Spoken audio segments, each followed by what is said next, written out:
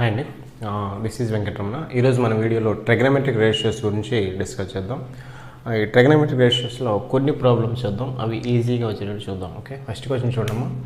So first question వచ్చేసి if x cot square 120 degrees plus 4 sin square 150 degrees 3 అయితే then x is equal to find out చేయాలి. So ఇక్కడ options A 2, option B 7, option C 6, option D 5 ఇచ్చి ఉన్నారు. అయితే ఇప్పుడు ఎట్లా చేస్తామంటే చూడమని x value already x, okay, x value find out చేయాలి. ఇప్పుడు మనం ఎక్స్ తీసుకోండి. ఇక్కడ కాట్ స్క్వేర్ 120 degrees అంటే కాట్ 120 degrees వాల్యూ కావాలి. సో కాట్ 120 degrees అంటే ఇక్కడ కాట్ 90 + 30, కాట్ 90 + 30 ఏమవుతుందంటే మైనస్ tan 30 అవుతుంది. మైనస్ tan 30 వాల్యూ అంటే -1/√3, -1/√3. ఇక్కడ tan స్క్వేర్ ఉంది కాబట్టి -1/√3 హోల్ స్క్వేర్ అంటే ఇక్కడ 1/3 అయిపోతుంది. Next 4 into, okay, sine square 150 degrees తెలియాలంటే ముందు సైన్ 150 degrees తెలియాలి. సైన్ 150 degrees సైన్ 180 - 30, సైన్ 180 - 30 అంటే ఏమవుతుందంటే సైన్ 30 అవుతుంది. Okay, sine 30 value is 1/2. ఇక్కడ స్క్వేర్ ఉంది కాబట్టి 1/4 అయిపోతుంది. ఇది 1/4 అయిపోతుంది equals to 3.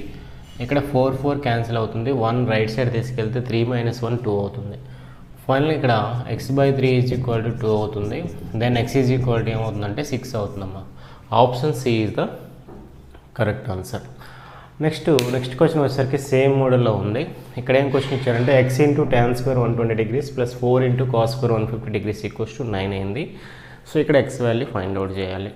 So x value find out చేయాలి అంటే ముందు x తీసుకోండి. ఇక్కడ tan స్క్వేర్ 120 degrees తెలిసే ముందు tan 120 degrees వాల్యూ తెలియాలి. tan 120 degrees ఎంత అవుతుందంటే tan 90 + 30, tan 90 + 30 అంటే మైనస్ cot 30 అవుతుంది. cot 30 వాల్యూ √3, -√3 అవుతుందమ్మా. -√3 స్క్వేర్ ఉంది కాబట్టి ఇది ఏమైపోతుందంటే 3 అయిపోతుందమ్మా ఇది. సో ఇది tan square 120 degrees value is 3 అవుతుంది.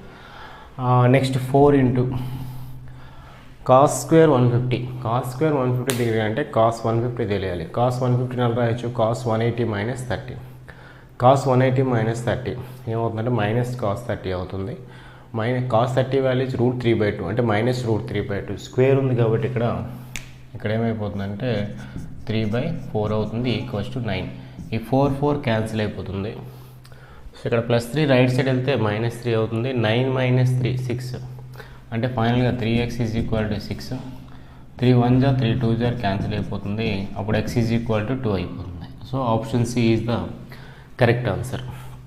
నెక్స్ట్ ఈ క్వశ్చన్కి వచ్చేసరికి ఇక్కడ మనకి ఏముందంటే tan π/4, tan π/24, అలాగే 3π/24, 5π/24, 7π/24, 9π/24, 11π/24, అలాగే 16π/24 ఉంది.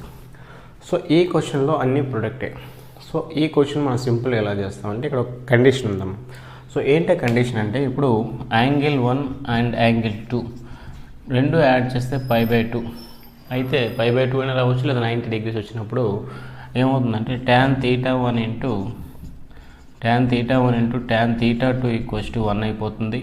అలాగే cot θ1 ఇంటూ cot θ2 కూడా 1 అయిపోతుంది. సో ఈ కండిషన్ గుర్తుపెట్టుకోవాలి. 2 యాంగిల్స్ యాడ్ చేసేటప్పుడు π/2 లేదా 90 degrees అయినప్పుడు కండిషన్ 1 ఏంటంటే tan θ1 into tan θ2 equals to 1 అవుతుంది. లేదంటే cot θ1 ఇంటూ cot θ2 కూడా 1 అయిపోతుంది. సరే, ఇక్కడ క్వశ్చన్ చూసేటట్లయితే డినామినేట్లో అన్నీ 24 ఉన్నాయి. సో మనకి π/2 రావాలి. సో π/2 వస్తుంది అని చూడాలంటే న్యూమరేటర్లో 12π వచ్చాయి అంటే 2 యాంగిల్స్ని యాడ్ చేస్తే న్యూమరేటర్లో 12π వస్తే డినామినేటర్ 24 కాబట్టి మనకి 12 2 జార్ క్యాన్సిల్ అయిపోతే π/2 మిగులుద్ది. సో అప్పుడు మనకి సమ్ ఆఫ్ ది 2 యాంగిల్స్ π/2 అవుతుంది. సో అట్లా 2 యాంగిల్స్ యాడ్ చేస్తే న్యూమరేటర్లో 12π వచ్చేదేమో చూద్దాం. సో అన్ని 12π వచ్చేది ఏంటి, ఇక్కడ π ఉంది, ఇక్కడ 11π ఉంది. రెండు యాడ్ చేస్తే 12π, 12π/24 అంటే π/2. సో అప్పుడు ఈ రెండింటి యొక్క ప్రోడక్ట్ ఏమవుతుంది 1 అయిపోతుంది. అలాగే 3π 9π ఈ రెండింటి యొక్క సమ్ ఏంటి 12π కాబట్టి వీటి ప్రోడక్ట్ కూడా 1 అయిపోతుంది. సో ఇక్కడ 5π 7π ఈ రెండింటి యొక్క ప్రోడక్ట్ కూడా 1 అయిపోతుంది. ఎందుకంటే సమ్ ఆఫ్ ది 2 యాంగిల్స్ π/2 అవుతుంది కాబట్టి. సో ఇక్కడ ఫైనల్గా మిగిలిపోయింది మనకి tan 16π/24. tan 16π/24 అంటే ఇది tan 120 degrees అమ్మ. సో tan 120 degrees అది ఒక్కటే మిగిలింది, మిగతా అన్ని ప్రొడక్ట్ అంటే 1 అయిపోయింది. సో tan 120 degrees అంటే tan 90 + 30 అంటే మైనస్ cot 30 అవుతుంది. cot 30 వాల్యూ ఇస్ √3 అంటే మైనస్ √3 అయిపోతుంది. ఫైనల్గా ఈ ప్రొడక్ట్ ఏమవుతుందంటే minus √3. So option D is the correct answer అవుతుంది. So coming to the last question. So next question, coming to the next question. So here also ఇక్కడ ఏంటంటే మనకి ట్యాన్లో ఉంది, సేమ్ ఇక్కడ కాట్లో ఉంది. సో ఇక్కడ యాక్చువల్గా చెప్పండి ఏంటంటే 2 యాంగిల్స్ని యాడ్ చేస్తే π/2 వస్తే cot θ 1 × cot θ ఈక్వల్స్ కూడా 1 అయిపోతుంది. సో ఇక్కడ డినామినేట్లో 20 ఉంది, డినామినేట్లో 20 ఉందంటే π/2 రావాలంటే న్యూమరేట్లో sum of the 2 angles add చేసేటప్పుడు న్యూమరేట్లో 10π రావాలి. 10π వస్తే మనకి డినామినేట్లో 20 ఉంది కాబట్టి 10 1s 10 2s క్యాన్సిల్ అయితే π/2 మిగిలిద్ది. సో అట్లా వచ్చేది ఏంటి చూసుకుందాం. ఓకే, π + 9π అంటే 10π అవుతుంది. సో ఈ 2 యాంగిల్స్ యాడ్ చేస్తే మనకి π/2 అవుతుంది కాబట్టి ఈ 2 రేషియోస్ యొక్క ప్రొడక్ట్ కూడా 1 అయిపోతుంది. అలాగే ఇప్పుడు 3π 7π ఈ 2 యాంగిల్స్ని యాడ్ చేసినా కూడా మనకి π/2 వస్తుంది, ప్రొడక్ట్ ఏమైపోతుంది అప్పుడు 1 అయిపోతుంది. సో ఫైనల్గా ఇక్కడ మిగిలింది ఏంటి, ఇక్కడ 2 మిగిలిపోయినాము, 5π/20 అండ్ 15π/20. 5π/20 అంటే ఇది 45 degrees. సో cot 45 వాల్యూ ఎంతమో 1, ఇది 1 అయిపోయింది.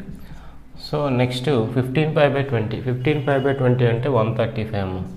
So cot 135 value, so cot 135ని 90 + 45 రాయొచ్చు అంటే -tan 45 అవుతుంది. -tan 45 అంటే -1. సో వీటి ప్రొడక్ట్ ఏమైపోతుందంటే -1 అవుతుంది. So answer is option B. Okay, so ఈ విధంగా ఈజీగా సింపుల్గా చేయొచ్చు. Okay, thank you.